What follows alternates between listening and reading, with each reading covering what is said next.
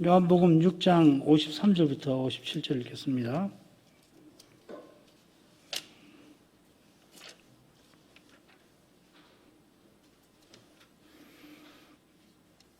예수께서 이르시되 내가 진실로 진실로 너에게 이르노니 인자의 살을 먹지 아니하고 인자의 피를 마시지 아니하면 너희 속에 생명이 없느니라. 내 살을 먹고 내 피를 마시는 자는 영생을 가졌고 마지막 날에 내가 그를 다시 살리리니 내 살은 참된 양식이요 내 피는 참된 음료로다. 내 살을 먹고 내 피를 마시는 자는 내 안에 거하고 나도 그 안에 거하나니 살아계신 아버지께서 나를 보내심에 내가 아버지로 인하여 사는 것 같이 나를 먹는 그 사람도 나로 인하여 살리라.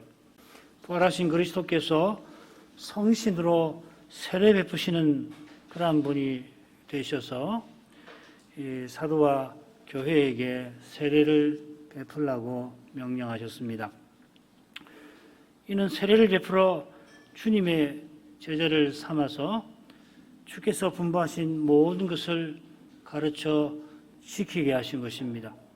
주님께서 말씀 사역자를 세워서 분부하신 것을 가르치게 하시듯이 가르치신 것을 우리로 또한 지키기도 하십니다. 우리가 지키게 하려고 주님이 은혜를 베푸시는 겁니다. 주께서 은혜 베풀려고 세우신 방도 중에서 오늘은 성찬을 살필 차례입니다. 주께서 분부하신 것이 무엇인지를 알면은 성찬을 통해서 주시는 은혜가 얼마나 중요한지를 알 것입니다. 개혁자들이 주님의 분부를 잘 받으려고 오직 성경을 외칠 때에 성찬도 실로 중요하게 다루었습니다. 로마 가톨릭 교회가 말씀을 풀어서 가르치기보다 성상과 성화를 예배당에 끌어들인 것처럼 성찬의 교훈을 비틀어서 사람들이 주님 아닌 교회에 곧 교회 권력에 매이게 하였습니다. 그러나 개혁자들이 성상 파괴에 동조하지도 않았고 성찬도 폐해가 있다 멀리하지 않았는데 바로 말씀을 깨달은 까닭입니다. 말씀을 깨달은 까닭에 사람의 힘으로 억지로 바꾸려 아니했고 보이는 현실보다 성경이 교훈하는 본질을 붙들었던 것입니다. 성찬의 폐해가 심각했지만은 성찬의 본질을 이루고 나갔습니다. 그 본질이 바로 그리스도의 몸인 교회입니다. 바로 여기에 개혁자들이 사도가 전한 대로 그리스도를 전한 실정이 있다 할 것입니다. 사도와 개혁자를 통해서 교회가 그리스도의 몸답게 서나가게 하신 삼위 하나님께 우리의 믿음을 고백하겠습니다. 96문 주님의 성찬이 무엇입니까? 주님의 성찬은 그리스도께서 정하신 대로 떡과 포도주를 그의 죽으심을 나타내 보이는 성례입니다. 주님의 성찬을 합당하게 받는 사람은 물질적이고 육신적인 태도가 아니라 믿음으로 받고 그리스도의 몸과 피에 참여하여서 주님의 모든 유익을 받고 신령한 양식을 먹고 은혜 안에서 장성합니다. 97문 주님의 성찬을 합당하게 받으려면 어떻게 하여야 합니까? 주님의 성찬에 합당하게 참여하려는 사람은 주님의 몸을 분별하는 지식이 있는지, 주님을 양식으로 삼는 믿음이 있는지, 회개와 사랑과 새로운 순종이 있는지 스스로 살펴야 합니다. 그렇지 아니하면 합당치 않게 나음으로 자기에게 임할 심판을 먹고 마시게 됩니다. 세 가지 주제로 성찬의 교훈을 간단히 보겠습니다. 첫째로 주님의 성찬은 떡과 포도주로서 주님의 죽으심을 나타내 보이는 성례입니다. 둘째로 성찬을 합당하게 받는 사람은 그리스도의 몸과 피에 참여합니다. 셋째로 성찬에 합당하게 참여하려는 사람은 말씀에 비추어 자신을 살펴야 합니다. 첫 번째 주제입니다. 소위를 문답은 일관되게 주님의 성찬이라 표현합니다. 그렇게 번역하였습니다. 이 표현이 고린도전서에 나오는데 한글 개역 성경에서는 주의 만찬이라 되어 있습니다. 영어로도 뭐 이렇게 했죠. Lord's Supper이니까 주의 만찬이죠. 한글 우리말 지금 소위를 문다 미 해석을 주의 성찬이라 이렇게 번역을 한 셈이죠. 이것은 주님께서 유월절 식사 자리에서 성찬을 정하신 것과 붙어 있습니다. 이제는 성찬을 고대처럼 식사하는 것처럼 하지도 않고 시간도 되게 저녁에 하는 것도 아니라서 우리 요리문답 번역할 때 주님의 성찬이라 새긴 줄 압니다. 고린도전서 10장에서는 주의 만찬이라 아니하고 주의 상이라고 부릅니다. 주의 상이라 부른 것은 물론 귀신의 잔치상과 대조하기 위함입니다. 그런데 자기의 만찬이라 하는 표현을 쓴 걸 보면 초대교회가 성찬을 행할 때 저녁 식사를 나눈 것 같긴 합니다. 이것은 유월절 식사 관행을 초대교회가 따랐다기보다는 저녁 식사가 정찬이었던 당시 관행을 따른 것이 아닐까 그렇게 생각이 됩니다. 시간이나 관행보다 중요한 것이 주님의 성찬에 있습니다. 특별히 이 퀴리아코스라는 말을 사도가 써요. 이 말이 어디에 또 한 번 나오냐면 계시록의 1장에 주의 날 할 때 퀴리아코스라는 이 독특한 말을 씁니다. 성찬이 주께서 정하신 예식이라는 것을 보여주려고 사도가 이 표현을 쓴 것 같습니다. 주님께서 유월절 식사 자리에서 떡과 포도주를 들어 성찬을 제정하셨습니다. 유월절 식사에서 중요한 음식은 사실 어린 양의 고기이지요. 그래서 출애굽기 12장에 보면 그 내용이 주를 이룹니다. 떡을 먹는다든지 포도주 마신다든지 이런 내용보다는 이 고기를 어떻게 먹을 건가, 또 어떻게 처리할 건가, 그게 핵심이죠. 고기를 먹는 것도 중요하지만은 아울러 먼저 어린 양의 그 피를 임방과 설주에 바르는 일도 유월절에 중요했습니다. 바울 사도가 그리스도를 유월절 양이라고 한 것은 바로 십자가에서 이런 희생이 제사로 드린 짐승을 희생이라고 하는데 희생이 되신 것을 가리킵니다. 주님께서도 포도주 잔을 가리키며 주시면서 죄의 사함을 얻게 하려고 많은 사람을 위하여 흘리는 바 나의 피라 하셨습니다. 그처럼 떡을 떼어 주시며 너희를 위하여 주는 내 몸이라 하셨습니다.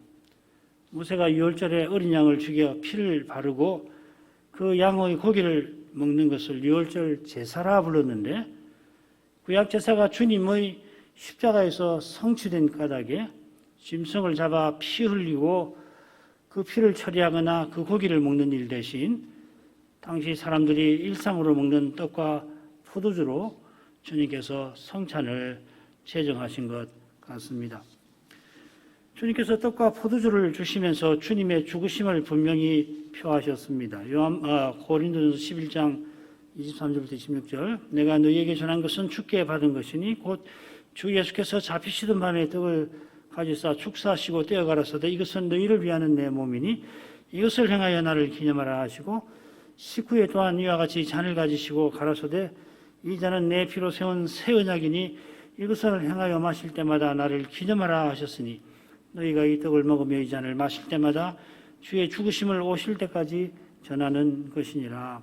오전에 생각한 대로 주님께서 잡히시던 밤에 성찬을 제정하셨고 제정하시면서 우리를 위하여 십자가 지신 주님을 기념하라 하셨습니다. 떡을 떼시면서 이것은 너희를 위하는 내 몸이라 하셨습니다. 누가복음에는 너희를 위하여 주는 내 몸이라 되어 있습니다. 잔을 주시면서 이 잔은 내 피로 세운 새 언약이라 하셨습니다. 이는 그 밤이 지나면 주님께서 십자가로 나아가 그 살이 찢기시고 그 피를 흘리실 일을 분명히 가리킵니다. 나를 기념하라 하신 것은 무엇보다 십자가 지시는 주님을 기념하라 하신 것입니다. 같은 뜻으로 사도는 성찬을 행하는 뜻이 주의 죽으심을 전하는 데에 있다 덧붙입니다.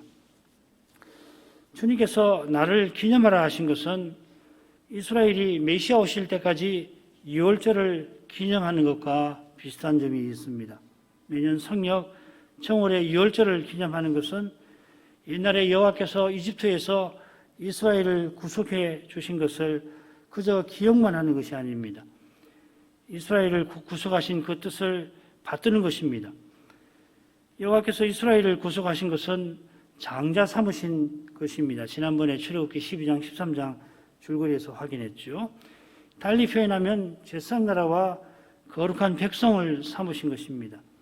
그 은혜에 합당하게 제사장나라답게 하나님을 친근히 하고 하나님 뜻을 거룩한 뜻을 받들 때에 유월절을 제대로 기념하는 것일 겁니다.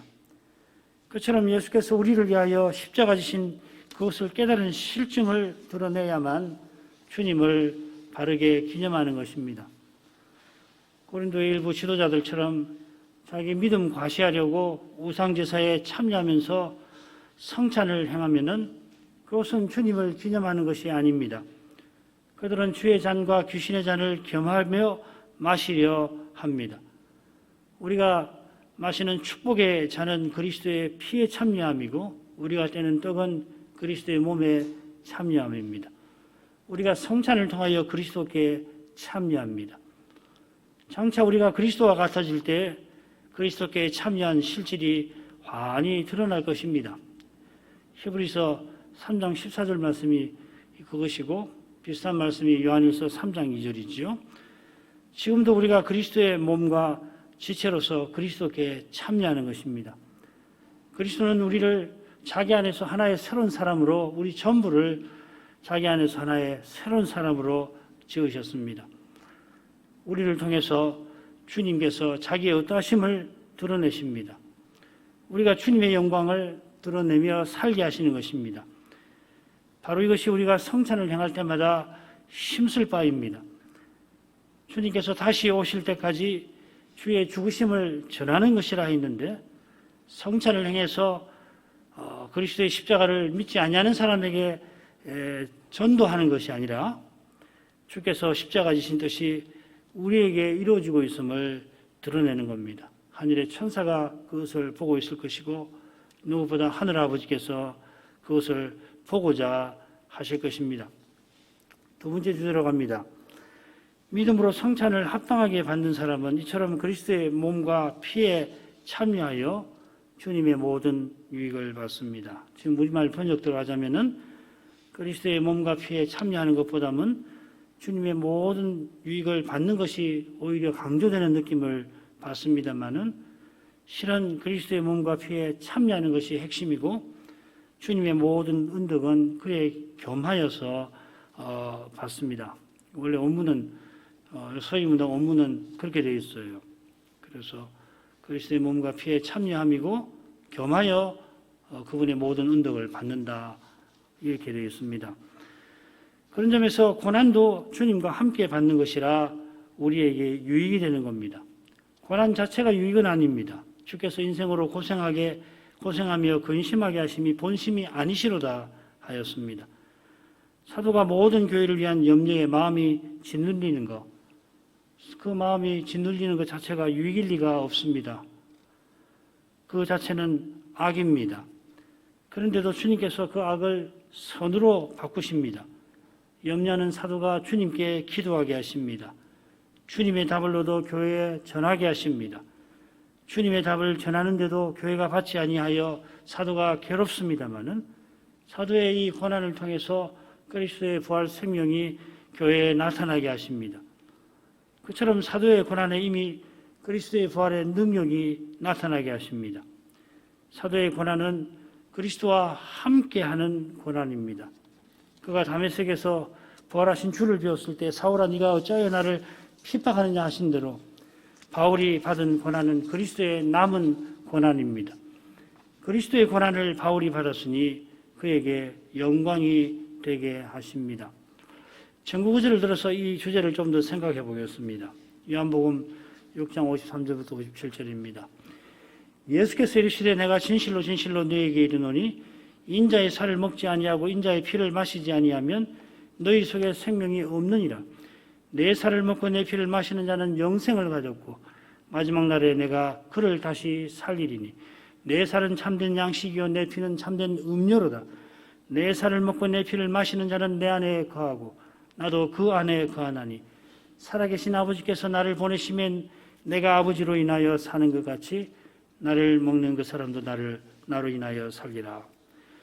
잘 알고 계시겠지만은 성찬 제정이 마태, 마가, 누가에 나오는 반면에 요한복음에는 나오질 않습니다. 세례 명령이 마태복음에만 나오는 점에 비춰보면 요한복음이 나오지 않는다고 해서 그렇게 중대한 점은 아닐 수 있습니다. 더욱이 그리스도의 십자가와 부활을 제외하고 네 복음서에 공통적으로 나오는 유일한 표적으로서 네 복음서에 나오는 것이 오병이어 표적인데 요한복음 놀랍게도 성찬의 의미를 그 사건에서 잘 담아내고 있습니다. 그처럼 세례명령은 마태복음에만 나와도 예수께서 요한에게 세례받으신 일은 네 복음서에 다 나오지요. 줄거리를 먼저 보십시다. 53, 54절은 인자의 살과 피를 먹는 자는 생명이 있고 마지막 날에 다시 산다 하시는 거고 55절은 내 살은 참된 양식, 내 피는 참된 음료라 하는 거고요. 56, 57절은 인자의 살과 피를 먹는 자는 주님과 연합하고 주님으로 인하여 살리라 했습니다. 55절에 성찬의 핵심 교훈이 나옵니다. 주님께서 떡을 떼어주시면서 이것은 너희에게 주는 내 몸이라, 잔을 주시면 내 피라 하셨습니다.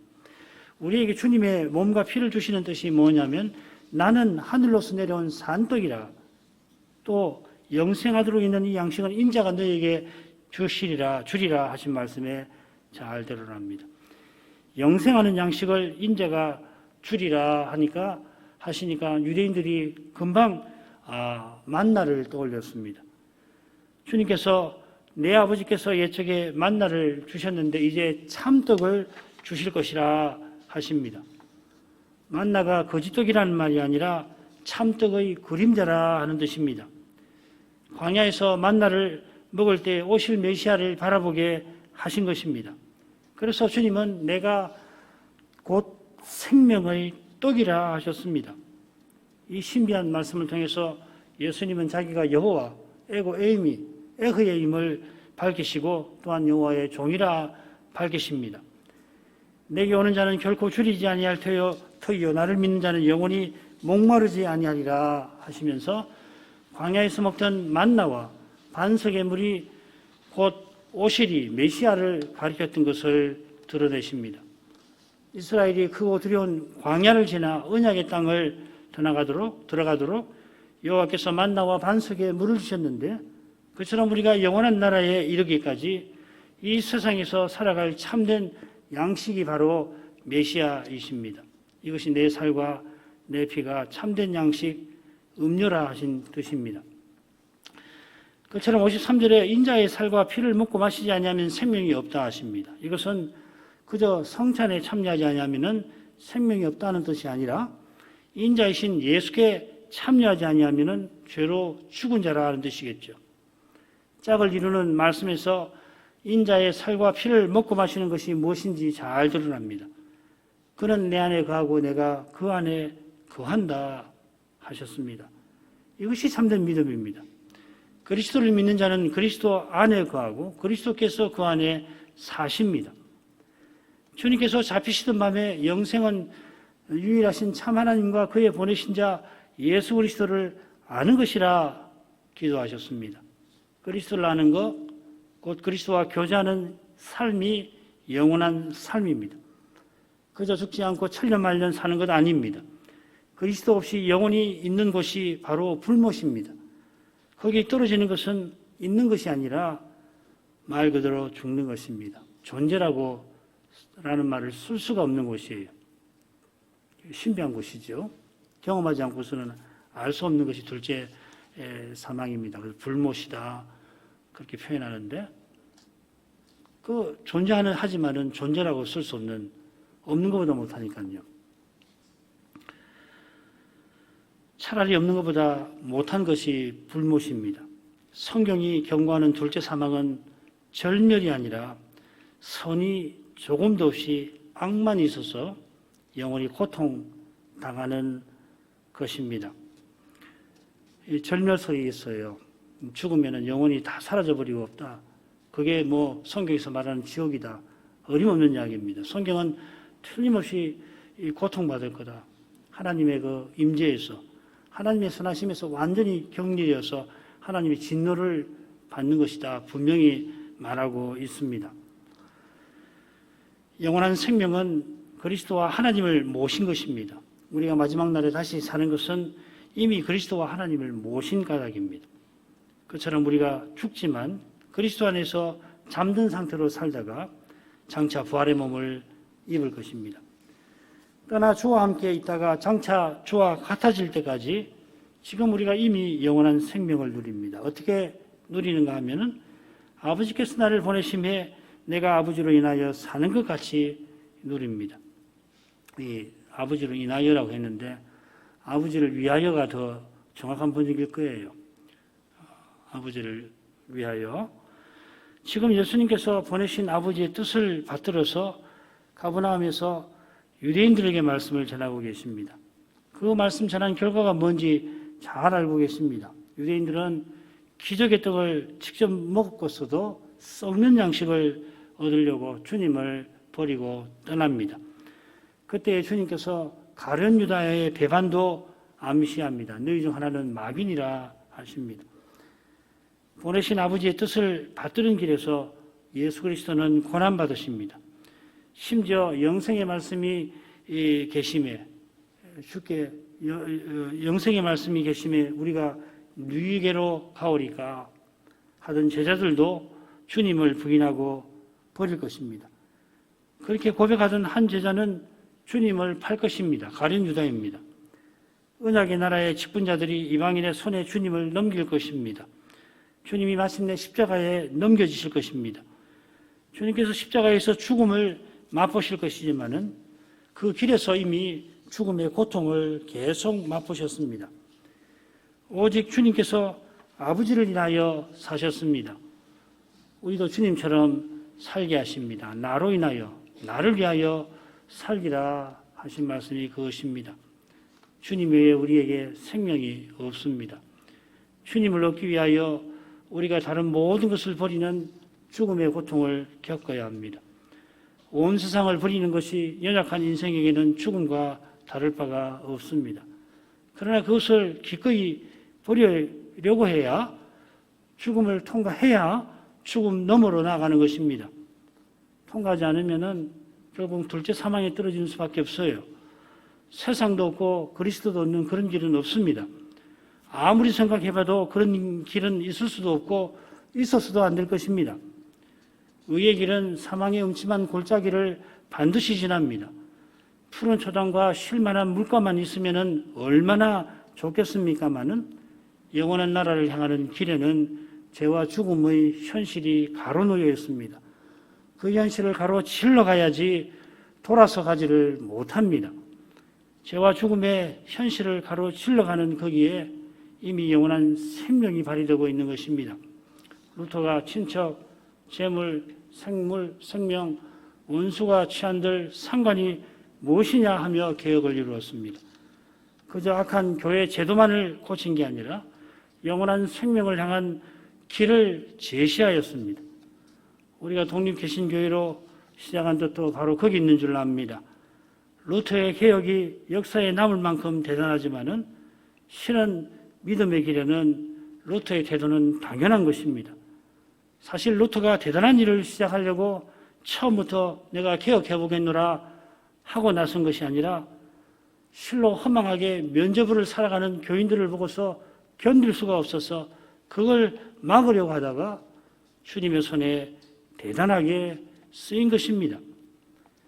우리가 무슨 사명을 행하네 떠들 만한 처지가 전혀 못 되고 그저 주님의 무한 자비하심을 바랄 뿐입니다만은, 그러나 주님이 주신 은혜를 생각할수록 오직 믿음으로 예수 그리스도를 전부로 삼고 살아가지 않을 수가 없게 하시는 것입니다.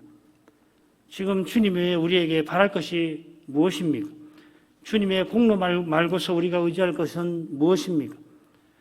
이런 심령으로라야 우리가 주님의 성찬상에 함께 할 수가 있을 것입니다. 셋째 주제로 갑니다. 주님의 성찬을 합당하게 받으려면 어떻게 해야 합니까? 96문에도 답이 나왔죠.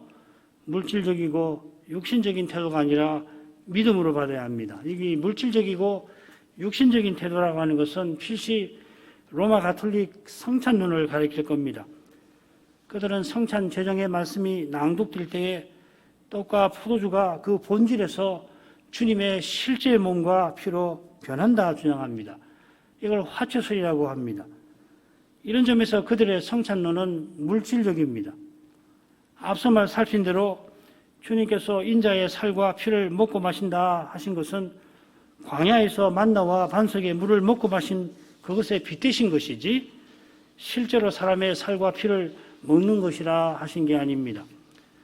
주님 안에 있는 참 생명을 받고 주님과 함께 살고 주님을 위하여 사는 것을 교훈하신 것입니다.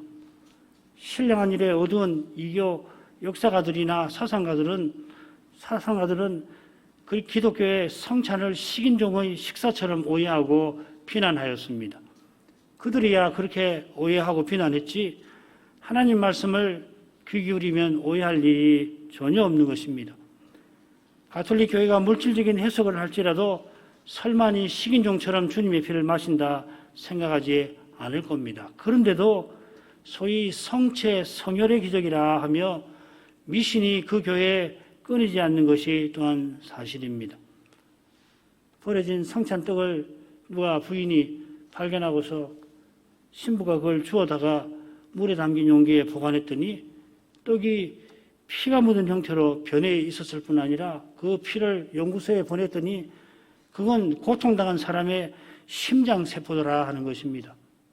기가 막힐 노릇이지요. 이런 기적설은 우리가 그리스도로 인하여 사는 신비보다 참된 신비인데 결국 사람의 경험과 논리에 호소하는 육신적인 것입니다. 사람의 경험과 논리로 설명되지 아니한다 해서 반드시 우리 구원을 이루는 건 아닙니다. 좀 극단적인 말이 되겠습니다만은 죄와 그 결과도 사람의 경험과 논리를 초월합니다. 하나님께서 말씀하신 계시로 부족하다 여기고 사람의 경험과 논리를 넘어서는 신비 체험에 호소하는 것은 결국 말씀하시는 하나님을 무시하는 것입니다. 고린도 교회를 공격하는 거짓 사도들이 신비한 체험을 앞세워서 우리가 희한한 계시를 받았다 자랑하면서 주의 사도들을 무시하였습니다. 바울 사도는 하다 얼마나 고린도 교회가 거짓 사도들의 말에 기울이 이르는지 내가 어리석지만은 할 수 없다 하고서 내가 삼층천에 올라가서 거짓 사도들은 감히 꿈꾸지 못할 계시를 받았다 하잖아요. 사람의 말이 아니었다. 그렇지만은 주님께서 그런 자기를 겸손하게 만들어서 오직 그리스도만 자랑하게 만드셨다고 고백합니다. 그처럼 내가 주께 받아 전하는 그 전승을 지키라고 모든 교회에 교훈합니다. 사도가 전한 대로 그리스도를 전하지 않고 심지어 사도를 자기보다 못한 일개 신학자 정도로 만드는 것은 육신적인 자랑입니다. 그런 태도가 소위 신비체험을 자랑하는 사람들에게 도사리고 있습니다. 가톨릭 추기경 사돌레트라고 하는 사람이 제나바 교회를 회유할 때도 우리가 성신을 소유했다. 우리가 오랜 역사를 지녔다. 교부들이 그 별과 같이 빛나는 기라성 같은 교부들이 우리에게 있다 하면서 결국 자기를 자랑했습니다. 그렇게 자랑하는 데서 그릇된 교훈은 나올 수밖에 없습니다. 역사를 통하여 흐르는 신앙과 신학에 비추어 금방 그릇된 것이 다 드러나는데도 스스로는 위대한 교훈이다. 우리만 토득하고 실천하는 것이라 자랑하는 것입니다. 성찬에 합당하게 참여하는 길은 주의 몸을 분별하는 지식, 주님을 양식으로 삼는 믿음, 회개와 사랑과 새로운 순종입니다. 셋을 말했지만 결국은 하나입니다. 방금 살핀 대로 우리가 주님으로 인하여 살아가는 그러한 믿음, 심정, 태도가 있어야 합니다. 주님이 왜 사람이 되셨고 십자가를 지셨는지 그 뜻을 분명히 알고서 그리스도의 몸과 지체로서 살아가되 그리스도와 함께 기꺼이 고난을 받고서 그리스도와 함께 영광에 이르려고 하는 교회와 신자가 성찬에 합당하게 참여할 것입니다. 앞서도 생각했습니다마는 주님의 모든 유익을 받는 것이나 신령한 양식을 먹는 것이나 은혜 안에서 장성하는 것이 모두 주님께서 자기 안에서 지으시는 하나의 새로운 사람으로서 행하는 것들입니다. 이것은 기독교라고 하는 종교를 통해서 나 자신을 실현하는 것과 그래서 나 자신을 뽐내보고 자랑하는 것과는 정반대되는 것입니다. 주님께서 말씀을 전하고 받게 하셔서 내려주시는 그 은혜, 주님의 새 생명을 서로 주고받아 함께 머리신 그리스도께로 자라가는 것입니다. 주님께로 자라간다는 것은 주님이 부활로서 이미 도달하신 그 목표에 이르는 것입니다. 그리스도의 장성한 분량이 충만한 데까지 이르는 것입니다. 쉽게 말씀드려서 우리가 장차 그리스도와 같아지게 되는데 그리하여 그리스도를 함께 온전히 드러내게 될 것입니다. 그 목표를 향하여 나아가도록 주님은 말씀을 내려주시고 또한 성찬을 베푸십니다. 다른 목표가 있고 더욱이 그 목표로 치닫는다면 주님이 성찬만 아니라 마침내 말씀도 거두어 가실 것입니다. 다시 기도하겠습니다. 거룩하신 아버지, 주님께서 십자가를 앞두시고 성찬을 제정하신 뜻이 얼마나 거룩하고 깊은가를 살피게 하셔서 감사드립니다. 십자가 지시기 1년 전쯤에 오병이어의 표적을 행하실 때 주님께서 그 뜻을 유대인들에게, 특별히 제자들에게 일러주셨습니다. 주님께서 십자가 아버지께 보냄받아 세상에 오셔서 십자가 지시기까지 아버지를 인하여 살아가시는 것처럼 우리도 다시 살리시는 부활에 이르기까지 주님을 인하여 살게 하실 것이라 하셨습니다. 사도들이 과연 그렇게 살다가 세상을 떠났고 그러한 믿음이 주님의 교회에 면면히 이어지게 하셨습니다. 저희 사는 이 작은 나라에도 그러한 믿음, 그 역사를 통하여 흐르는 그 신앙이 저희에게 전해지게 하셨습니다. 이 세상에서는 큰 교회들을 주류라 하지만은 주류의 신앙은 예배당이 크고 교인 수가 많고 사회 활동이 종교적 활동이 활발한 거기에 있지 아니합니다. 주류의 신앙은 이 세상에서 나그네와 행인으로 살아갑니다. 자기 십자가를 지고 주님을 쫓아갈 뿐입니다. 개혁자들이 처음부터 교회와 세상을 뜯어 고쳐보겠다 일어난 것이 아니었습니다. 오직 말씀으로 돌아가서 말씀대로 순종하고자 했고 주님 주신 사랑에 이끌려서 그저 목회하고 봉사했을 뿐인데 주님이 개혁자들을 위대하게 써주셨습니다. 시대가 점점 어두워가는 지금 저에게 절실한 것이 바로 이 믿음인 줄 믿습니다. 주님의 교회답게 순나가는 것이 연약한 저희 각각에게 실로 절박한 일이나 그저 주님 앞에 자비를 구할 뿐입니다. 사명을 말하는 것이 지금 저에게 너무나 거창합니다. 다만 주님께서 나와 같은 죄인을 위하여 십자가를 지시고 이 못난 나도 버리지 아니하시고 이제도 주님의 교회로 서서 나가게 하시는 그 사랑을 생각할 때 그리스도를 전부로 삼고 그리스도만 의지하며 살아가지 않을 수 없게 하십니다. 주님을 전부로 삼았으니 다른 모든 것을 기꺼이 버릴 것입니다. 그것이 죽음의 고통을 맛보는 것이겠지만은 주님 꼭 그렇게 살게 해 주시옵소서.